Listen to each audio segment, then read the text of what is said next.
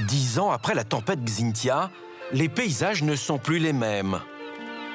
Sauvages à certains endroits où la nature a repris ses droits. Espaces verts et golf en lieu et place d'une résidence où il y avait auparavant des dizaines de villas. Nous sommes à la Faute-sur-Mer en Vendée.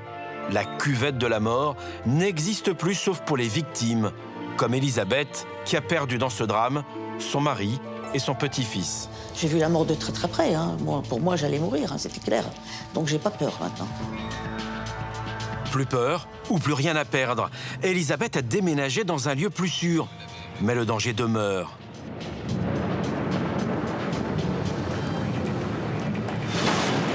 « 49 morts et un mémorial qui rappelle qu'une tempête aussi violente que Xynthia peut encore frapper, y compris à l'intérieur des terres, comme dans le marais Poitevin. Depuis qu'on a connu Xynthia, on est sur les dents à chaque fois qu'on est confronté à nouveau à une situation un peu critique.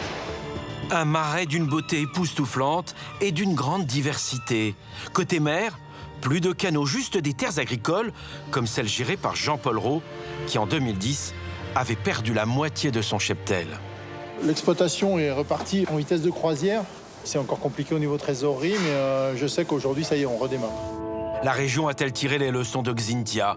Habitants et élus ont-ils pris conscience des risques à bâtir n'importe où et n'importe comment?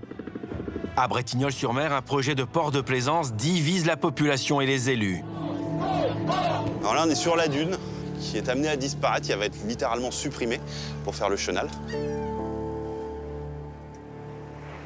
Depuis des siècles, la Vendée, c'est une histoire de tempêtes et d'hommes qui ont toujours su faire face aux défis de l'eau.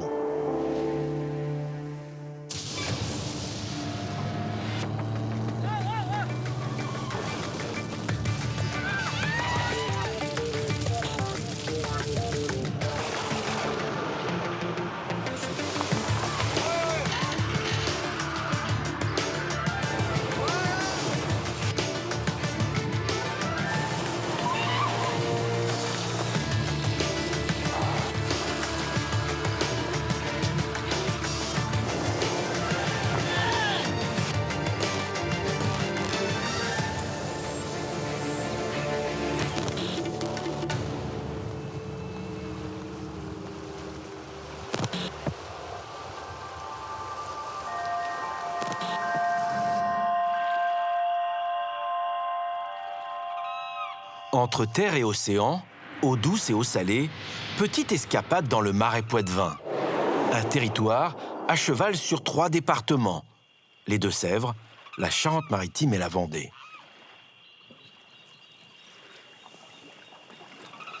Il est 9 h du matin.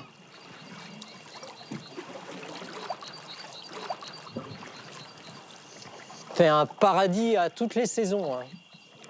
Et il offre des ambiances et des couleurs absolument fantastiques d'une saison sur l'autre. Là, on pourrait se dire, en plein hiver, il n'y a pas une feuille, ça va être triste. Ben non, on va avoir des lumières qui vont être différentes, on va avoir la brume qui va venir sur les canaux sur lesquels on se trouve. Et à ce moment-là, les peupliers se mirent dans l'eau et on ne sait plus où est la limite du ciel et de la terre. Richard est tombé sous le charme de ces lieux qu'il a découverts il y a plus de 30 ans. Tout commence par un stage et sa vie bascule alors dans un autre monde. Le marais, c'est notre bureau, il est à multiples visages. Il y a plusieurs pièces dans un grand ensemble. C'est ça qui fait le côté fantastique du marais Poitevin, c'est la finesse des aménagements et l'échelle. Là, on navigue sur une voie d'eau, elle a été creusée par l'homme. Tous les arbres qu'on voit sur les bords, ils ont été plantés par l'homme. Donc on a cette impression de nature, mais en réalité, c'est un immense jardin cultivé qui est le fruit d'aménagements qui ont pris des siècles. Et aujourd'hui, nous, on a un trésor. Un trésor dompté par l'homme qui a façonné ses terres et ses voies navigables. Un travail de titan et une sculpture végétale qui ne cesse de surprendre celui qui navigue sans cesse dans ce labyrinthe de canaux. Alors, il y a de temps en temps des spectacles qui sont exceptionnels. C'est lorsqu'on est en crue. Là, vous imaginez tous ces paysages avec plus de 80 cm d'eau sur les prairies. Et là, le marais, il change complètement de physionomie puisqu'on n'a plus ce labyrinthe aquatique, on a un immense lac. Et les maraîchers disent le marais est blanc. Un marais qui représente, après la Camargue, la plus grande zone humide de France. Cette partie du marais reçoit toutes les eaux du bassin versant. Et lorsqu'elles ne peuvent pas s'évacuer, on assiste à ce qu'on appelle des inondations.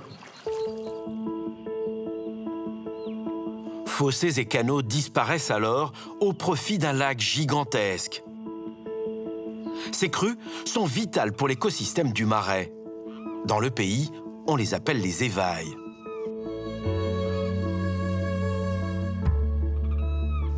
Dès les premières pluies d'hiver, ces inondations sont comme des éponges, des réservoirs d'eau qui permettent aux terres agricoles alentours de rester au sec, comme les rares villages installés en bord de marais. C'est le village de la Garette. Il est très caractéristique parce que, comme on l'a compris, dans le marais, il n'y a pas d'habitation puisque c'est une zone inondable. On voit même encore quelques traces de crues, hein, c'est cette boue-là qui reste. Donc les habitants se sont accrochés sur les bords du marais.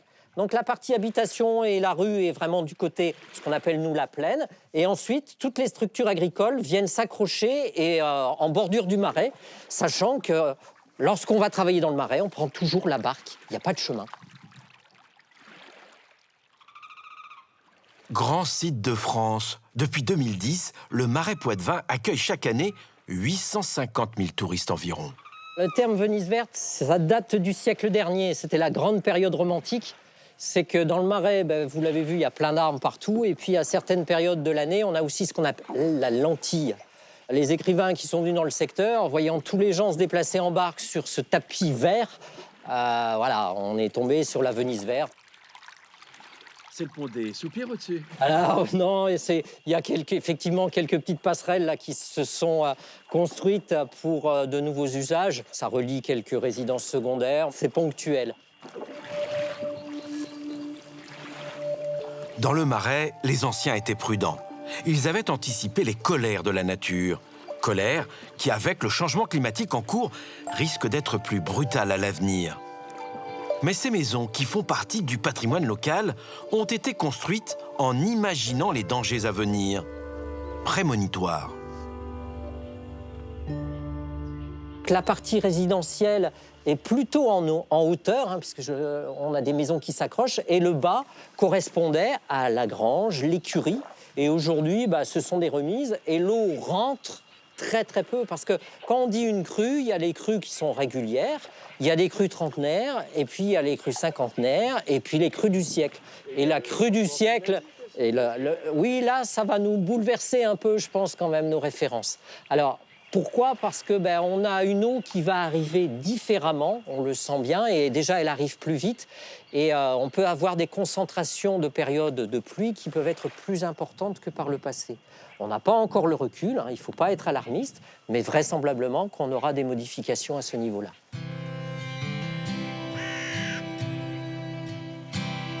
Un peu plus loin, il y a l'abbaye de Maizet, là où tout a démarré.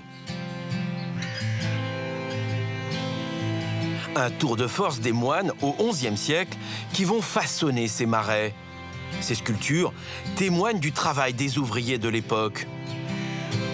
C'est ensuite, au début du XIXe siècle, que les travaux s'accélèrent pour aboutir à ces 8000 km de canaux. Mais le génie de l'homme ici, c'est surtout d'avoir asséché une partie des marécages pour les transformer en terres fertiles. Richard nous emmène ici à la frontière entre les deux univers du Marais Poitevin. Alors là, nous sommes sur une digue. C'est une vraie frontière qui va séparer de ce côté-là les marais desséchés, de l'autre côté, les marais mouillés. Alors comment est-ce qu'on a construit cette digue? Elle a été faite par les moines, aidés des populations locales qui avaient besoin de se protéger des eaux qui vont s'étaler dans le marais mouillé. À partir de là, on pouvait mettre en culture les marais desséchés, donc y faire de l'élevage, cultiver des céréales. Et c'est ce type de paysage qu'on va rencontrer lorsqu'on s'en va vers la Faute, la Tranche, bref, vers l'océan. On a ces grands paysages ouverts. Finalement, autour de ces parcelles, on n'a pas besoin de se protéger des crues, donc on plante peu d'arbres, et puis bien entendu, plus on se rapproche de l'océan, plus on aura les vents qui vont contrecarrer la pousse des arbres.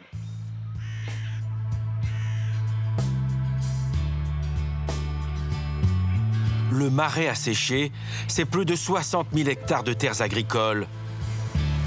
Maïs, blé, tournesol, des terres situées en dessous du niveau de la mer. Et c'est là le talon d'Achille de ces territoires fertiles. Il faut dire qu'ici, il y a quelques milliers d'années, la mer régnait en maître sur un chapelet d'îles et d'îlots. À la période glaciaire, elle se retire. Des terres apparaissent et bien plus tard, les communes et les stations balnéaires. Mais l'histoire rappelle surtout que ce sont avant tout des territoires dédiés à l'agriculture et à l'élevage, des secteurs initiés il y a plus de 1000 ans. Jean-Paul Rau est l'héritier de cette longue lignée de paysans et d'éleveurs. Nous sommes dans sa ferme de la Pré-Misotière. Lorsque l'eau monte, il n'est pas surpris, sauf lors de la tempête Xynthia à la fin de l'hiver 2010. La mer, elle est juste à côté, parce qu'en fait, c'est la Sèvre niortaise là, qui débouche sur la mer. Mais par gros coefficients, à partir des coefficients de 100, elle vient jusqu'au bord de la digue, là. Elle vient déposer tous ces débris, là, à la fois du bois, à la fois du plastique. Pour Xynthia, elle est allée bien au-delà, c'est-à-dire qu'elle a passé au-dessus de la digue. Ici, on est sur une digue de 4,30 m à peu près. Et elle est passée 1 mètre à peu près au-dessus de la digue. Et donc, elle a submergé l'ensemble du territoire. Elle est allée jusqu'à la route de La Rochelle, à 1,5 km derrière l'exploitation à peu près. 10 ans après, Jean-Paul sait que la situation reste précaire. Une autre crue exceptionnelle peut encore envahir ces terres. Mais il dispose d'un système unique pour entretenir au mieux ces digues pour qu'elles ne cèdent pas. Venez, venez, venez. Venez, venez, venez, venez. Venez, venez, venez, venez, venez.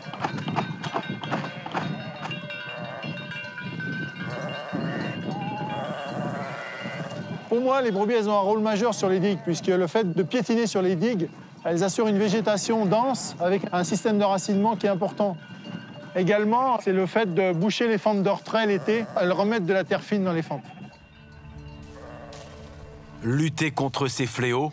Impossible. Pour l'éleveur, il faut savoir rester humble face aux éléments. Et Jean-Paul a payé pour en connaître le prix. Son exploitation est complètement inondée. Dans ce drame, il perd 600 moutons environ. Un crève-cœur pour cet homme qui avait tout investi dans son cheptel. Il ne baissera pas pour autant les bras et va mettre les bouchées doubles pour relancer la ferme.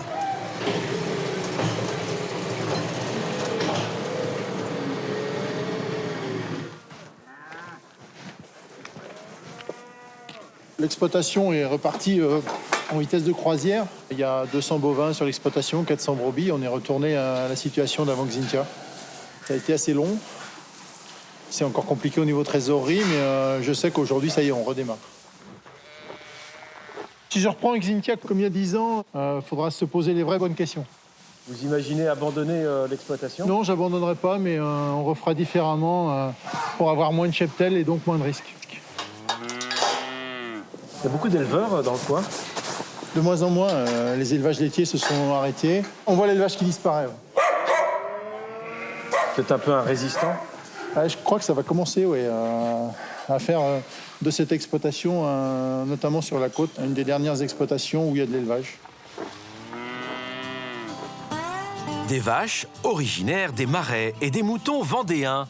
Jean-Paul Rau veut montrer que la production locale peut encore exister.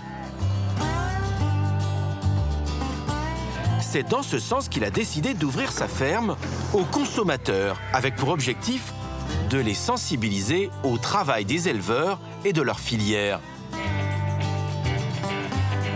Une démarche qui s'inscrit dans un projet bien plus global. Avec le Conservatoire du littoral, on a une convention administrative et le but, c'était de faire une exploitation agri-environnementale, c'est-à-dire qui respecte l'environnement tout en faisant une agriculture moderne et raisonnée.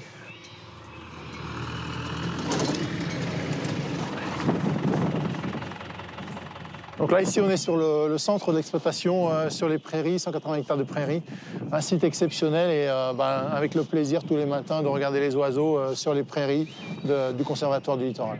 On y accueille toutes sortes d'oiseaux qui sont en migration, comme les oies, les bernaches, les grues et les canards, colverts, une quantité d'oiseaux de différentes sortes. Aujourd'hui, c'est passé en réserve et ça permet d'accueillir les oiseaux puisque tout autour, on a plus de culture que de prairies. Cette zone naturelle a un autre avantage. Elle peut, en cas d'inondation, se transformer en zone de rétention. Un bassin de 250 hectares et des digues restaurées qui vont réduire la masse d'eau dévastatrice qui pourrait s'infiltrer dans les polders. Lors de la tempête Xynthia, un tel dispositif aurait sûrement réduit les impacts sur le territoire. Aujourd'hui, les acteurs locaux s'interrogent sur la meilleure parade contre la montée des eaux. C'est Dominique Giré, le directeur du pôle technique du Marais Poitevin, qui prépare le plan pour mieux s'adapter au changement climatique en cours. Le système de régulation des eaux des polders. Xynthia a donné l'alerte sur la faiblesse du système en place. Il faut imaginer le niveau d'eau à peu près là, au niveau de mes hanches. C'est-à-dire qu'on a un bon mètre au-dessus de l'ensemble des ouvrages, ce qui fait que ça a inondé l'ensemble des bâtiments qui sont de part et d'autre de l'écluse, et puis ça s'est engouffré dans le Marais Poitevin assez loin en amont. Au départ, cette écluse, comme celle mise en place pas loin de la mer, sont là pour permettre aux bateaux d'aller et venir du marais à l'océan. En fonction des niveaux de l'océan et du niveau du Marais Poitevin, on ouvre ou on ferme les portes pour laisser passer les bateaux. Et depuis quelques années, l'écluse est aussi utilisée pour évacuer l'eau en période de crue, ce qui est le cas en ce moment. On est dans une situation assez exceptionnelle avec toutes les pluies qu'on a connues cet hiver. Le niveau du Marais Poitevin est très haut, et donc on profite de l'écluse pour ouvrir les portes et pour évacuer à la mer. Le système, parfaitement adapté jusque-là, n'est plus à la hauteur des enjeux et des risques climatiques. Ce matin, la météo annonce du mauvais temps et un fort coefficient de marée. 114, il y a des risques de débordement. Le trafic a été interrompu. L'équipe ne quitte pas l'échelle des yeux. On voit au niveau de l'échelle que c'est en train de monter légèrement. Parce que là, on dirait qu'ils cherchent à prendre la berge. Chaque fois qu'il y a des grands coefficients, on regarde la météo. Si on voit qu'il y a une tempête, qu'il y a un vent d'ouest, on sait que ça va provoquer une surcote et que l'ensemble des ouvrages sont un peu en équilibre avec le niveau de l'océan. Ouais. Depuis qu'on a connu Xynthia, on est sur les dents à chaque fois qu'on est confronté à nouveau à une situation un peu critique. Au parc naturel du Marais Poitevin, on a déjà imaginé des solutions pour éviter de nouvelles catastrophes. Mais le coût serait déraisonnable. On constate déjà l'augmentation du niveau de l'océan. Donc il faut s'attendre à devoir gérer des catastrophes, des submersions qui seront peut-être plus importantes. Ouais. On peut surdimensionner les ouvrages qui existent déjà? C'est une question, c'est une solution qui peut être à l'étude, mais surdimensionner les ouvrages, ça ne suffirait pas parce qu'il faudrait surdimensionner aussi peut-être l'ensemble des voies d'eau, des canaux du Marais Poitevin qui drainent l'eau du bassin versant jusqu'à la mer. Là, on est finalement au bout du tuyau, on a un robinet, si on augmente la taille du robinet, ça permet d'évacuer plus vite, mais il faut aussi augmenter la taille du tuyau, sinon ça ne fonctionne pas. Donc ça représenterait, si on imaginait devoir faire ça à un moment donné, si l'augmentation du niveau de la mer était telle, des dizaines, voire des centaines, évidemment, de millions d'euros.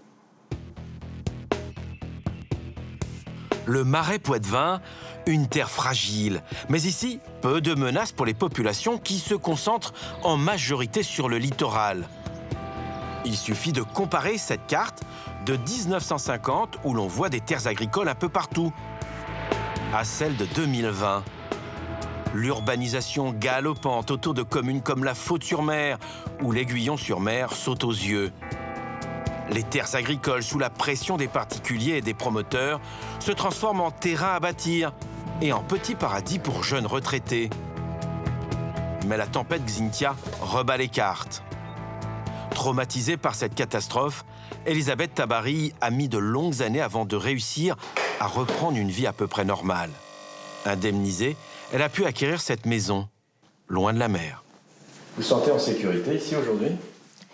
Oui, je suis en sécurité. Bon, quand on a acheté la maison, mon fils a exigé de faire monter un étage. Donc, ce qui explique qu'on est la mezzanine. C'est quand même une pièce refuge. Mais de toute façon, je vous dis, maintenant, j'ai pas peur. Hein. Quand il y a une tempête, c'est pas ce qui me catastrophe le plus. Hein. Ça y est, je suis un peu une survivante, moi. Hein. Donc, voilà. Hein. C'est pas... Je vais dire, j'ai plus peur de rien par rapport à ce qui s'est passé. J'ai vu la mort de très très près. Hein. Bon, pour moi, j'allais mourir, hein, c'était clair. Donc j'ai pas peur maintenant. Sa vie bascule la nuit du 27 février 2010.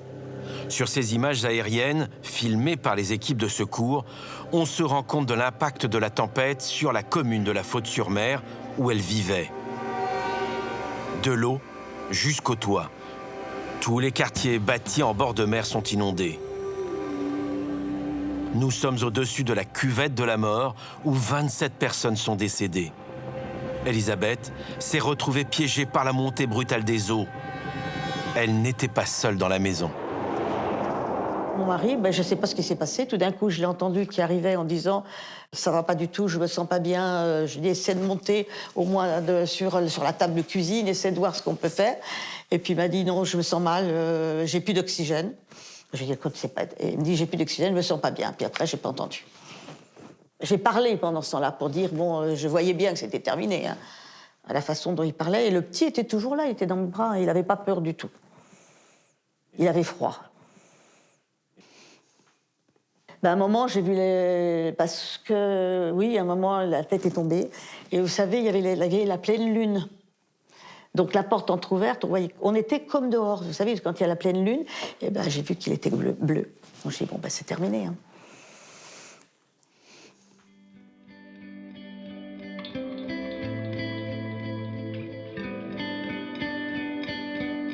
Son petit-fils n'avait que 2 ans.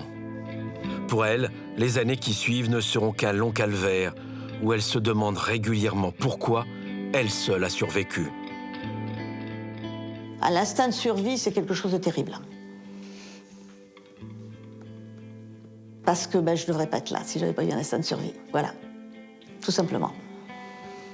Quand tout s'écroule, vous n'avez plus rien, il n'y avait qu'une chose, c'est partir. Mais bon, voilà, malheureusement, c'est que je nage trop bien, donc je n'ai pas pu... voilà.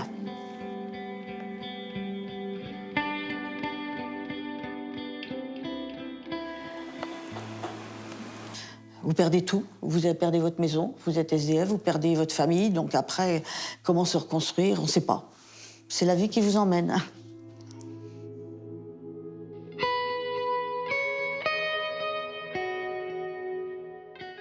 Mais je culpabilise, oui, d'être là. Par moments, je me dis, mais qu'est-ce que je fais là?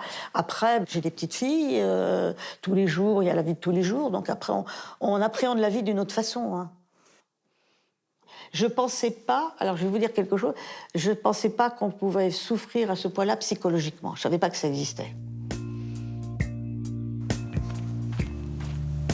Aujourd'hui encore, quand elle prend sa voiture pour se rendre à La Faute-sur-Mer, elle ne peut effacer sa vie d'avant et ses rêves oubliés.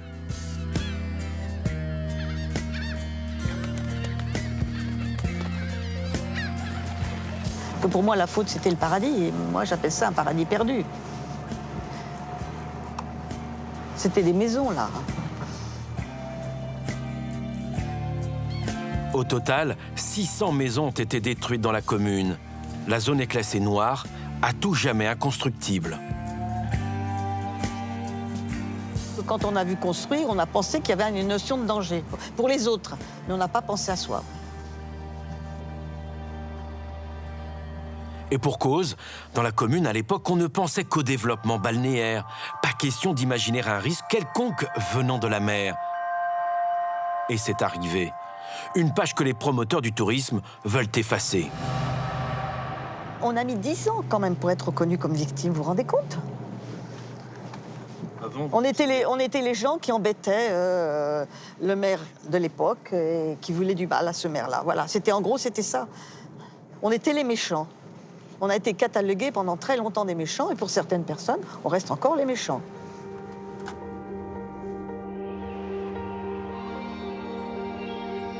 Et c'est de haute lutte et contre l'avis de l'ancien maire que les victimes et leurs proches obtiennent une reconnaissance de la tragédie vécue.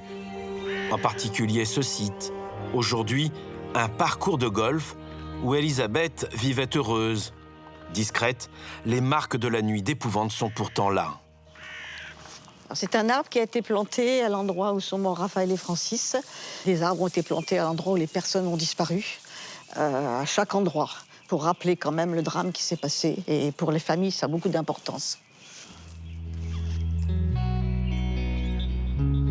Comme l'hommage prévu dans quelques jours à la Faute-sur-Mer.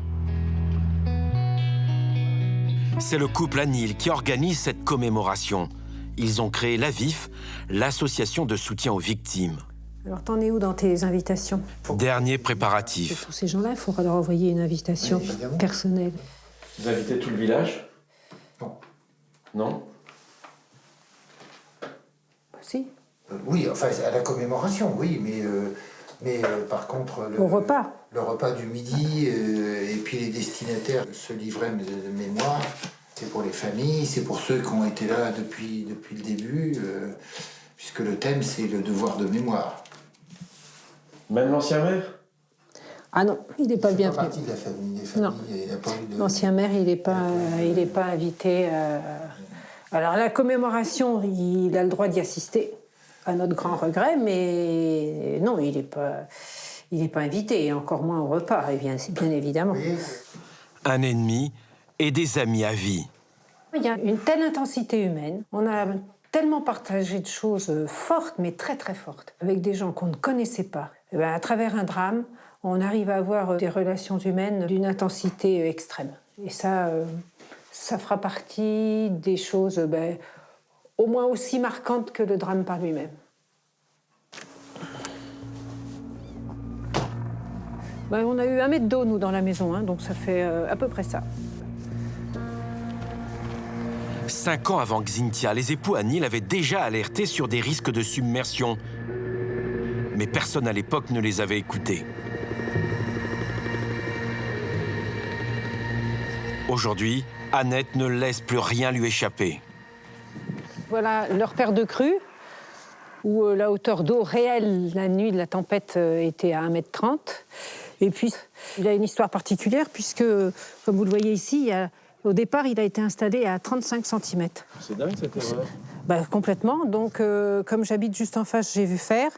Comme si on voulait oublier ce qui s'était passé ici, ou minimiser. Je ne vois pas comment on peut faire une erreur d'1 mètre, mais l'essentiel, c'est qu'il a fallu se battre, l'association, puisqu'on s'est battu pour que ce soit mis à la bonne hauteur. Des maisons se vendent ici? Aujourd'hui, oui. Les 3 maisons autour de chez moi viennent juste d'être rachetées. Celle-ci, ça fait 1 mois et demi, 2 mois. Celle-ci, c'est une maison de résidence secondaire, elle s'est vendue en même pas 8 jours. Elle a une particularité parce qu'elle n'a pas d'étage, mais les gens ont l'intention d'en faire une. L'autre, là-bas, a été vendue il y a 1 an maintenant, mais les gens sont parfaitement au courant, oui, qu'elles ont été inondées fortement, puisqu'il y a eu plus d'1 mètre, 1,30 m par ici. À la Faute-sur-Mer, la question du souvenir et la culture du risque reste une priorité, surtout pour ceux qui ont repris en main les clés de la cité en 2014. La commune a essayé de changer de nom pour tourner la page. Refus de l'État, qui a toutefois concédé un ajout. La commune s'appelle la Faute-sur-Mer, porte un nom tristement célèbre, y compris avec Xynthia, mais on y a, nous, rajouté la presqu'île. C'est la Faute-sur-Mer, la presqu'île. Parce que vivre dans une presqu'île, c'est une chance, mais en même temps, vivre dans une presqu'île, c'est aussi un risque. Une presqu'île est plus fragile qu'un élément de territoire normal. De la même manière, vivre au pied d'un glacier, c'est plus risqué que vivre dans une situation normale.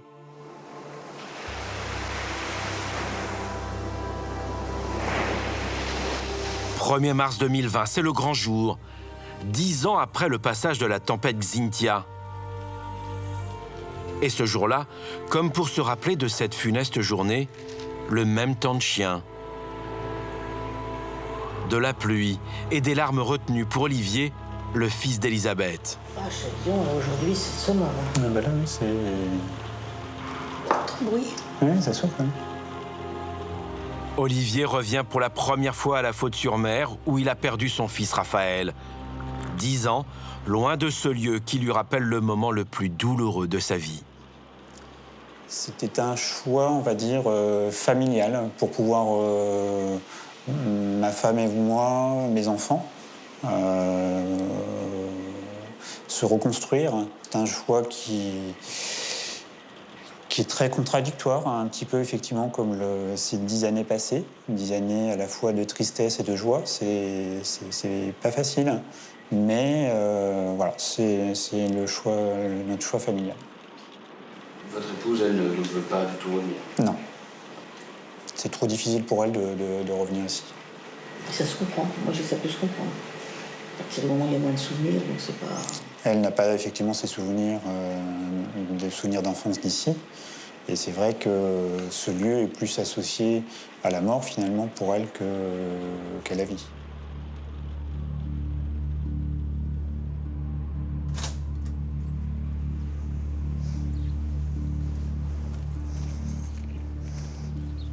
Il est un peu plus de 11 heures. Il est temps de se rendre au mémorial.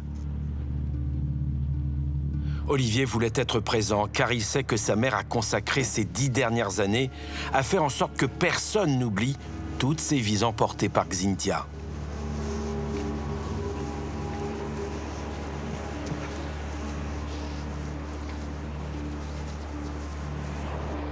Un moment solennel pour se souvenir et pour mieux appréhender l'avenir. Nous allons procéder au dépôt de gerbes en l'hommage aux victimes de la tempête Xynthia.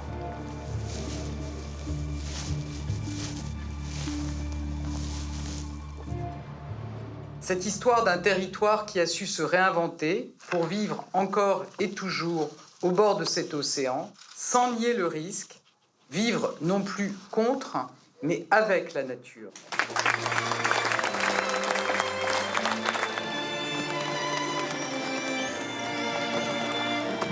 Vœux pieux. Les anciens étaient respectueux de leur environnement. Ils savaient que leur territoire était fragile. Seuls les promoteurs d'un tourisme de masse dans la région ont cru qu'ils pouvaient jouer avec les lois de la nature. L'histoire le montre, le risque tempétueux a toujours existé. Pour s'en convaincre, il faut suivre Frédéric Surville, médecin et historien averti. Ce jour-là, il nous emmène dans la salle réservée aux archives.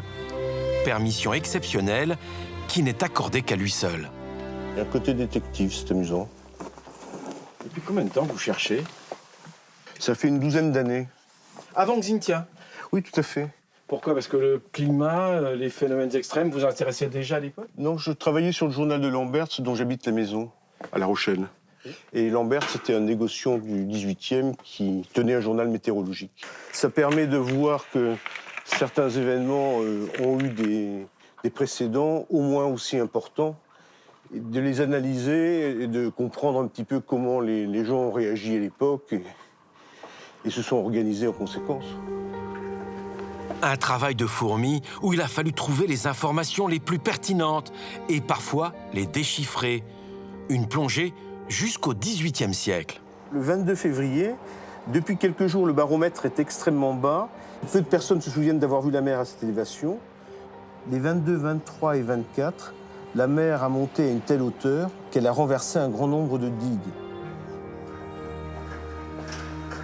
Ça amène à travailler avec des scientifiques et des historiens pour confronter un petit peu leurs données à des données anciennes. Thierry Sozo est justement l'homme qui va l'accompagner dans cette quête. Salut Thierry. Cette enquête au long cours pour découvrir que Xynthia est loin d'être un phénomène exceptionnel. Le 6 à 4h15 du soir, nous avons eu un raz-de-marée si considérable que les plus anciens ne se rappellent pas en avoir vu un pareil. On prétend que la mer s'est élevée tout d'un coup de 8 pieds. Le ressac, était si considérable dans le port que la plupart des navires amarrés au quai ont cassé. Grâce à ces documents, on peut montrer que des tempêtes comme Xynthia ne sont pas inédites et qu'on a eu exactement les mêmes événements 2 siècles auparavant, par exemple. L'urbanisation n'a rien à voir. Donc les victimes vont être des victimes qui se trouvent en mer à ce moment-là. Vous pouvez avoir des naufrages. Sur les côtes proprement dites, on construit beaucoup plus en retrait du trait de côte. Et donc on n'a pas de problème a priori majeur. En tout cas, ce n'est pas décrit et signalé.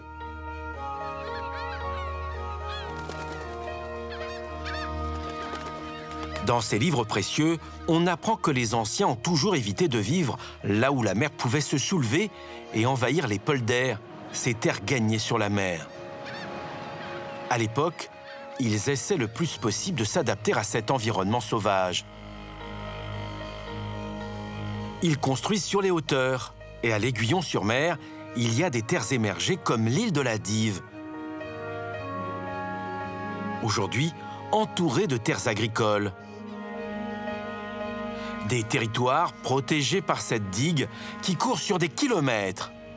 Ce sont les ingénieurs de l'époque qui, à la demande de Napoléon III, avaient construit ces remparts, a priori solides. C'est une impression qu'elle donne, parce qu'elle est faite avec du béton, etc. Mais on voit bien qu'elle est rapiécée et qu'en réalité, depuis qu'on a commencé à la construire en 1840, elle n'a cessé d'être rompue, d'accueillir des brèches suite à des coups de houle, à des coups de mer. Et donc, il faut sans cesse l'entretenir, sans cesse la réparer, sans cesse la raccommoder.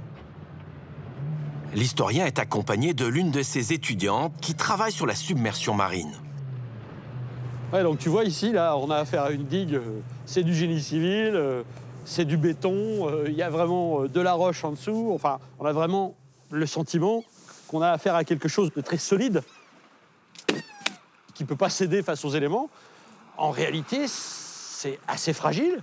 On le voit ici, une fois que le béton est décapé, il ne reste que la roche qui a été utilisée pour le garnir. On s'aperçoit que si la houle venait là, il y aurait des brèches assez facilement, quoi. En 150 ans, le mode de vie local a évolué. La faute à ces digues. Avec le temps, les élus ont cru qu'elles étaient infaillibles.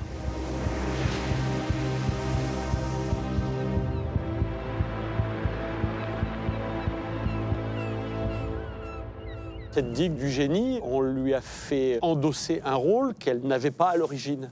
C'est-à-dire qu'à l'origine, on l'a bâtie pour protéger des terres agricoles et que progressivement, on se l'est appropriée en disant elle est tellement solide, elle a l'air tellement sûre qu'on peut bâtir derrière. Et elle n'a jamais été faite pour ça. Donc on a bien ici la démonstration qu'on a affaire à des digues à vocation agricole et qu'en aucun cas on aurait dû construire dans les zones les plus profondes, les plus exposées. Et tu vois. Il y a quelque chose de tout à fait paradoxal, on va dire depuis la Seconde Guerre mondiale. C'est la villa du bord de mer et qu'on nous vend même les pieds dans l'eau. C'est un des slogans.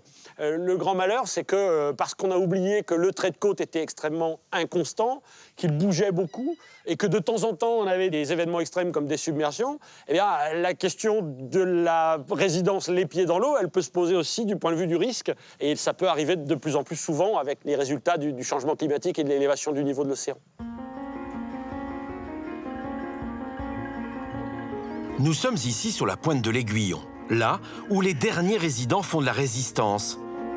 Après le passage de Xynthia, la majorité des maisons de ce quartier ont été inondées.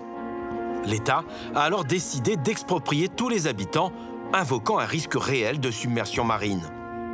Nous avons joint quelques-uns de ces propriétaires. Tous ont refusé de répondre à nos questions. Leurs réponses, les voici. Ces slogans qu'ils opposent aux autorités pour rester dans leur coin de paradis. Pourtant, l'histoire montre que le risque est bien réel.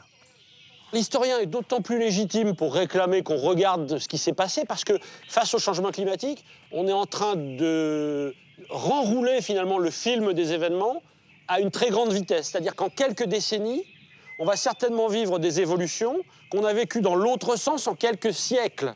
Si on veut savoir ce qui va se passer dans 50 ans, il faut peut-être regarder ce qu'il y avait ici il y a 300 ans. Et dans le rétroviseur, rien qui ne pousse à être optimiste. Le changement climatique impose sa loi. Et l'État joue son rôle régalien. Priorité à la sécurité des biens et des personnes. Ici, rares sont encore les espaces vierges, comme la lagune de la Belle Henriette. 1 an après le passage de Xynthia, elle devient réserve naturelle où plus de 200 espèces d'oiseaux viennent se reposer. Plus loin, en remontant la côte, la commune de la Tranche-sur-Mer, avec ses zones urbanisées, il y a moins de 50 ans. Georges de Rosambeau possède l'une des plus anciennes propriétés du coin. Mon grand-père, après avoir beaucoup campé, est arrivé ici dans les années 54-55 et il a fait construire cette maison aux alentours des années 58. Et puis, j'ai passé tous mes étés, toutes mes vacances ici. Et quand j'étais petit, 6-7 ans, eh ben, je marchais longtemps sur la dune avant de pouvoir arriver sur la plage. Et puis les tempêtes sont passées, avec Xynthia en particulier. Et aujourd'hui, ben, je suis sur le haut de ma dune. Et la mer, elle est là à moins de 15 mètres. Tous les hivers, il serre les dents car il sait que chaque tempête fragilise sa propriété. Mais pas seulement. Quand il y a un coup de vent et un coup de mer qui vient du sud-est, comme c'était le cas pour Xynthia, et à ce moment-là, la mer s'engouffre entre l'île de Ré et le continent, et elle vient détériorer les plages, détériorer les digues, et si on ne se protège pas, ce sera perdu pour tout le monde. À la Faute-sur-Mer, la commune s'est quasi barricadée derrière les ouvrages de défense face à la mer. Mais à la Tranche, où Xynthia n'a fait aucune victime, il n'y a pas de travaux de la même envergure. Moi, je veux bien faire des protections, puisque j'en ai fait. La famille a payé la moitié de l'épi. La famille a payé le rang de poteau qui est le plus proche de nous. Il y en a eu pour 16 ou 17 000 euros. Alors même si on a des facilités, il y a un moment où on ne peut plus y arriver. Pas nous, tout seul. Et ce qui est important aussi, c'est que si on ne défend pas ce trait de dune, ce trait de côte, tous les maisons derrière seront inondées, c'est inévitable. Donc il faut impérativement qu'on réussisse à préserver le trait de côte. Georges a vu le quartier se transformer. D'abord avec sa famille qui construit, puis le tourisme qui se développe avec des dizaines de résidences secondaires bâties au pied du cordon dunaire, en dessous du niveau de l'océan. Alors cette photo, c'est le terrain tel qu'il était avant que la maison ne soit construite. Tout ce qu'on voit là, les taches claires, tout ça, c'était des jardins. Aujourd'hui, voilà la situation, puisque ça, c'est une photo qui date de 2016. Et on s'aperçoit que tous les jardins ont disparu. On s'aperçoit que ça a quand même pas mal été construit. En arrivant tout au bout, on s'aperçoit que la mer, elle a pas mal bougé aussi, puisque ma maison est là. Que la plage a reculé, puisqu'aujourd'hui, le bout de la dune, il est là. Et que donc, ben, si on n'entretient pas le trait de côte, toutes les maisons qui sont là derrière, entre 110 et 120 maisons, tout ça, ça sera inondé un jour. C'est-à-dire que bientôt, il n'y aura peut-être plus de plage. C'est un risque qu'à mon sens, on peut freiner si on s'en donne les moyens. Je suis persuadé qu'il y a des choses qu'on peut faire, qui ne seront pas forcément contre la nature et qui permettront aux gens de continuer à vivre ici.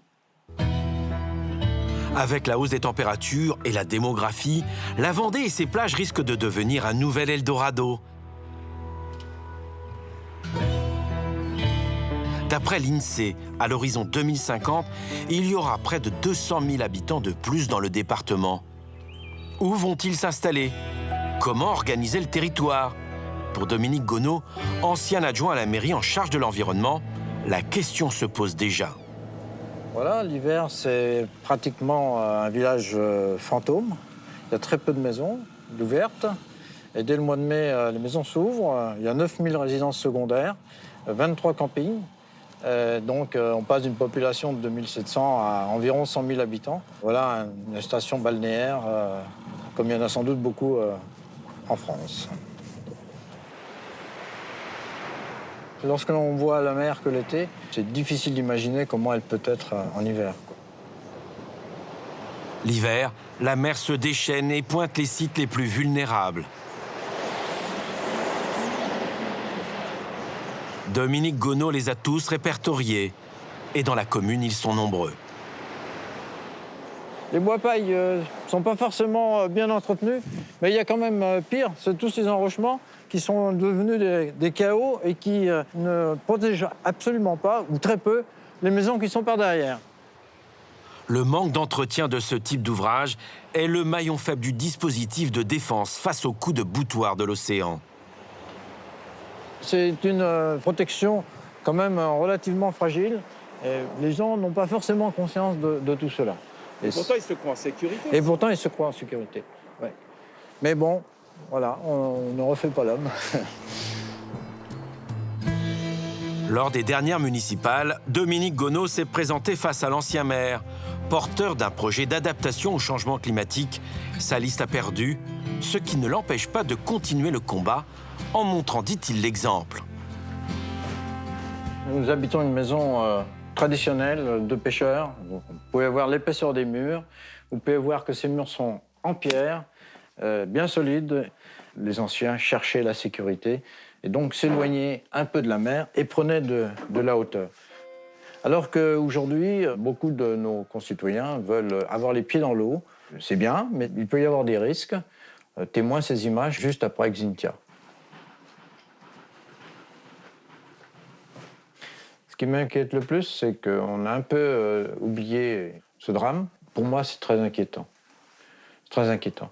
Il faut penser déjà au repli stratégique. C'est pas pour demain, c'est peut-être pour nos petits-enfants, voire arrière-petits-enfants, mais il faut y penser.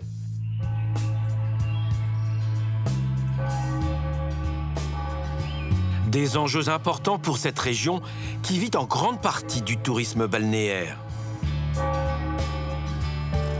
Stéphane Buchou a réalisé un rapport sur l'aménagement du littoral face au changement climatique.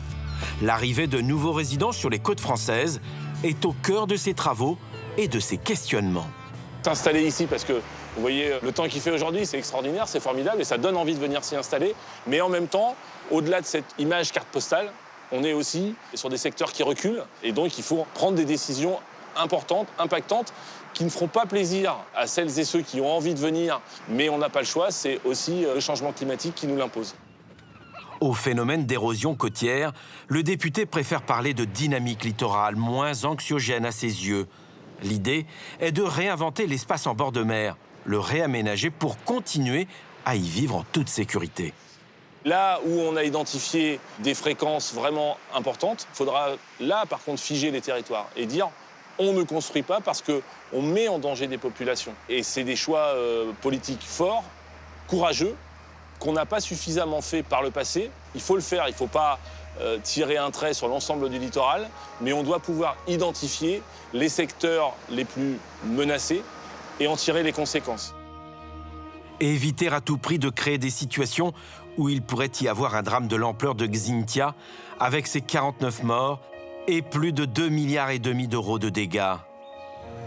Comment réaménager un territoire tout en continuant à développer le tourisme et en sécurisant les lieux de villégiature? Difficile équilibre. La preuve à Bretignolles-sur-Mer. Depuis 2005, les élus rêvent d'un port de plaisance. Problème, le seul terrain disponible se trouve juste derrière la plage de la Normandelière. Comme le montre cette vue satellite, la dune est le seul espace non urbanisé.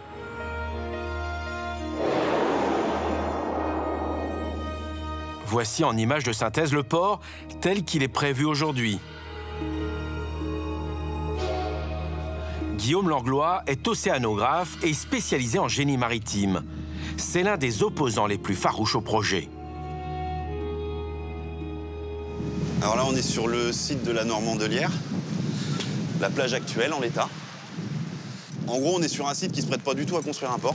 On a du vent, on a du courant, on a des vagues, on a des cailloux, on a beaucoup de problèmes au niveau de la navigation, on a des écueils un peu partout. Et en gros, on veut faire sortir des plaisanciers dans ces conditions. C'est une aberration. Pourtant, la plupart des élus du département soutiennent ce port de plaisance. Mais aucun n'a voulu répondre à nos questions. Ils nous renvoient vers ce film qu'ils ont financé. À l'intérieur, ils justifient leur choix. Le tourisme, c'est l'activité principale économique du département. C'est plus de 2 milliards d'euros de chiffre d'affaires. Donc l'arrivée d'un port, c'est un peu comme l'arrivée d'un parc d'attractions dans certains autres secteurs du département. Et on a pu voir à quel point c'était important. Pour légitimer la construction de ce port, les élus arguent du fait que la capacité d'accueil des ports vendéens est en deçà des attentes des plaisanciers.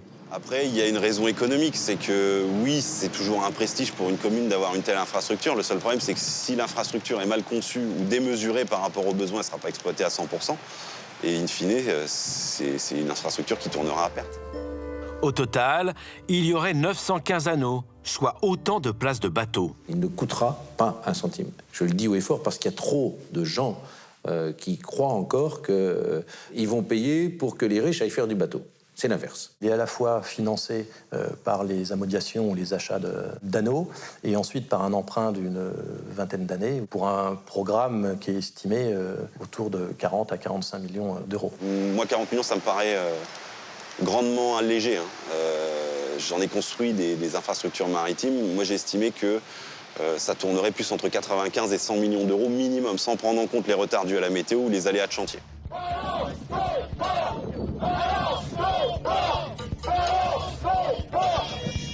Les opposants au port sont nombreux et dès qu'ils le peuvent, ils font entendre leur voix.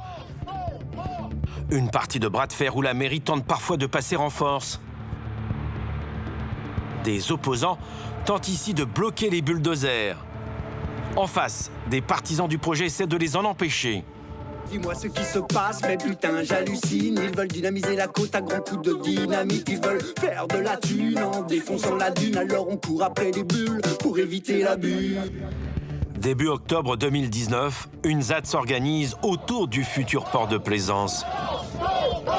Une zone à défendre comme à Notre-Dame-des-Landes. Des semaines à occuper le terrain et à manifester.